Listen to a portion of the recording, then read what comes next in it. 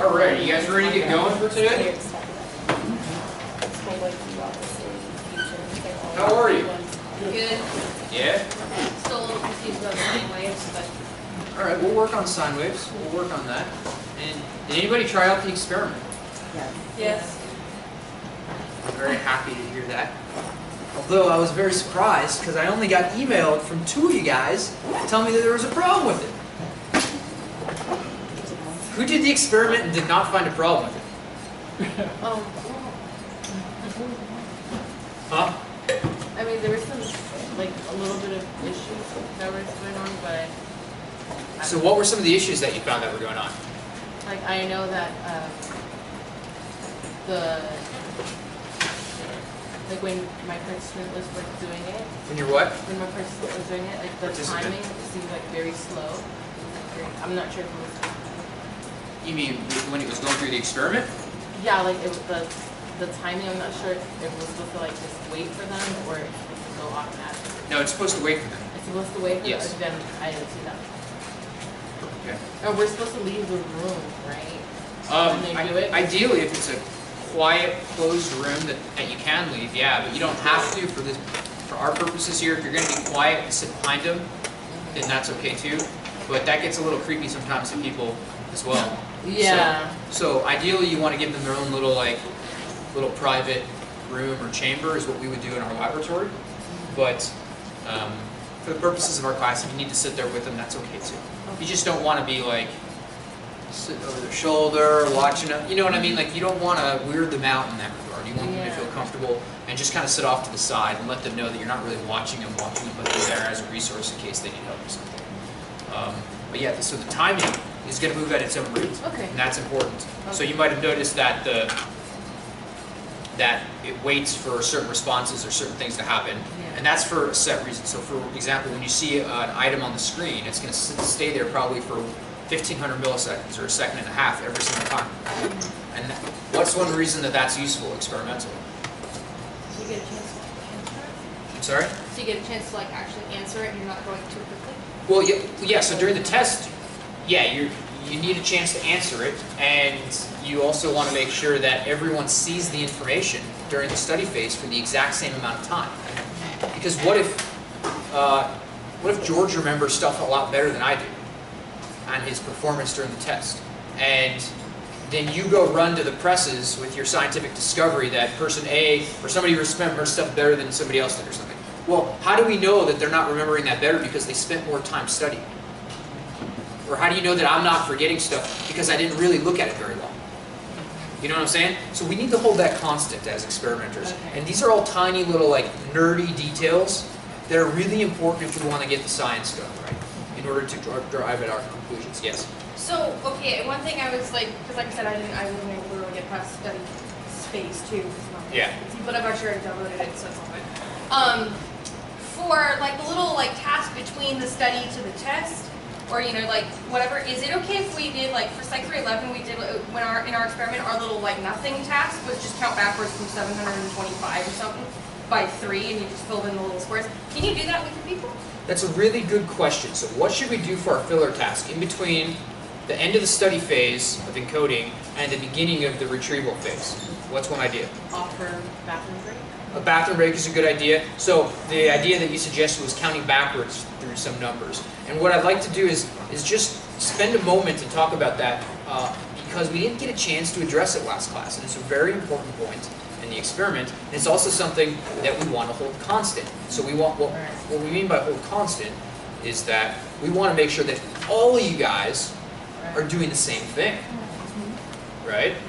And so we didn't have a chance to talk about it before class got over. So the idea that I'd like to do is make sure that one, we're all doing the same thing, and that the thing that we're doing the same is basically nothing. So said better way, give a bathroom break. Introducing tasks, like having some people have count backwards and other people not, to be honest, it probably isn't going to matter all that much. But you want to be able to tell your reviewers, or the haters at the bar, as I like to call them, right? You want to be able to tell them, don't worry, there are no other factors that could differ. Even though those little details might not matter so much, I'd rather have it so that what's happening during our filler task is very mundane. People go get a drink of water, use the bathroom, whatever. You know, you can give them a magazine to read or just chit chat with them, or they might want to, you know, check their texts or their Snapchat or their Facebook for a couple minutes or two. Give them that to, and you know, and so what are some risks that we face here experimentally? Yeah. If they're not the same, you could like the person I was talking to her about this. The person could have a way that you don't know about to like remember this stuff by like talking to you. You're right, but they should not know that they need to remember anything yet, should they? True. No. Yeah, you're not supposed to say, hey. Yeah, they don't know it's a memory test. Fair. So you're right. You're absolutely right. That's a factor. Because maybe if they're reading different emails or reading different books, they might see certain words over and over again. The likelihood of those being the words on the test, not very high. The likelihood of a lot of people seeing those same words in their emails, also not very high. It'll probably average out. So we're willing to accept those minor risk factors in that regard. But it underscores the point that we should not yet tell them that we're testing their memory. But until the testing, right? Yes, but that's after the filler test. Yes. Yes. Yes. Yes. So, good points all across the board. Let's see here. So yeah, give them a chance to use the bathroom, restroom. Some of the reasons that I think outweigh those little risks are sort of practical experimental ones. You're asking a favor of whoever you're testing, right? Right. Probably your friend, your girlfriend, your boyfriend, your brother, your sister, whoever it is that you're working with, right? And they're being very generous and giving us their time for a couple minutes of helping you out. And I think it helps to keep them a little bit more motivated through the task later when it gets longer. If they've had a chance to not just rest and take a break and refresh, but kind of do what they want. If they want to check their email, fine. Let them get that anxiety out. If they really want to see what the latest Snapchat was, fine. You got a couple minutes to check it out. Check your Facebook, it's okay. Is that going to be a huge risk factor to the experiment? Probably not. And I'd be willing to accept that risk if it helps keep our subjects a little bit happier and a little bit more motivated to perform for you. Does that sound like a reasonable balance for you guys? Yes. And then how long is the nothing task? Like the little That break filler time? task? Yeah, how long is it? Well, let's shoot for about, between 5 and 10 minutes sort of thing. Because 10 minutes is long. 10 minutes is a long time. There's a lot of snaps you can You send. could do a lot in 10 minutes. Yeah, you can send a lot of Snapchats and emojis and all sorts of stuff. Yeah. That's a lot of Facebook. So you can get some quality posts down, all that kind of good stuff. So that's a long time. I would shoot, somewhere between 5 and 10. It's okay to have a little bit of variance in that, You can play it by ear. Sometimes somebody they might have to go to the bathroom for more than 5 minutes.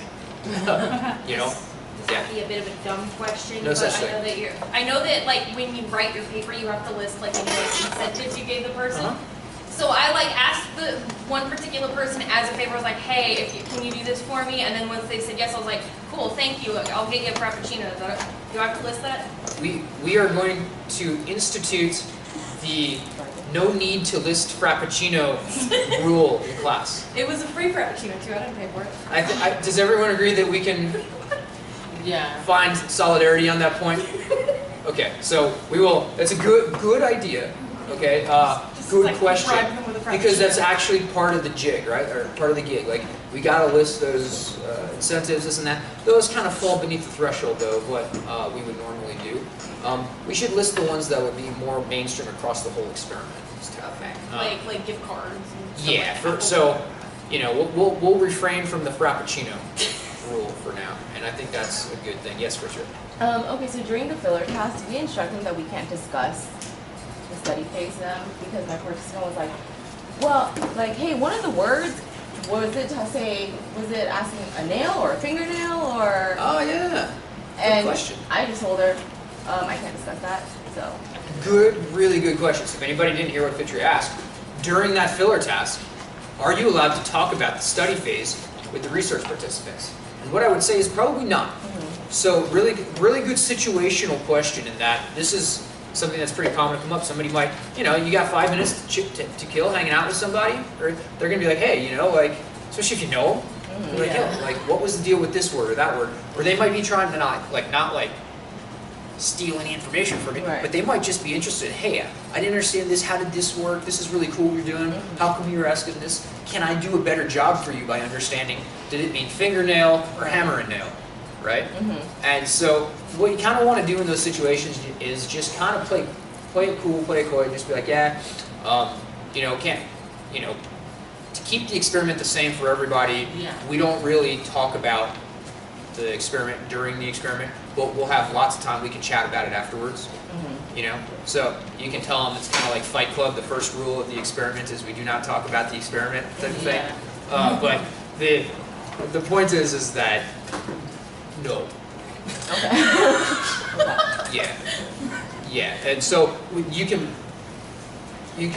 handle it though very gently and just Right, be like, yeah, we will talk about any of the details afterwards. Or you can even say this: if you get a question like that, you can address it, but you not need to talk about it. So here's what I mean by that delineation. You can, if you get asked that question, well, did you mean fingernail or did it mean nail like and a hammer and nail is the situation? You can just be like, well, you know, just remember that the instructions said all that matters for the experiment right now is basically not to overthink it.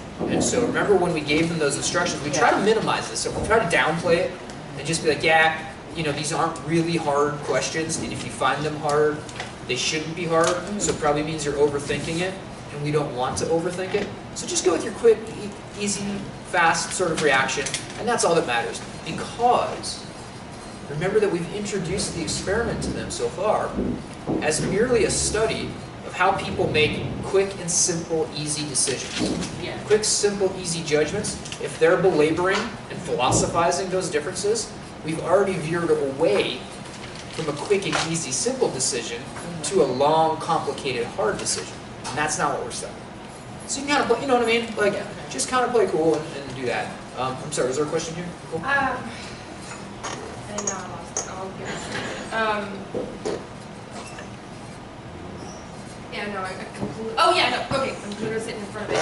In terms of the consent forms, it talks about EEG. Do you have to read the whole thing, like about EEG, since we're not doing EEGs with these people? No, you don't have to read the part about EEG to them. They're obviously going to see it, and that's okay. And you can just say, like, look, this is a general consent form for our type of research.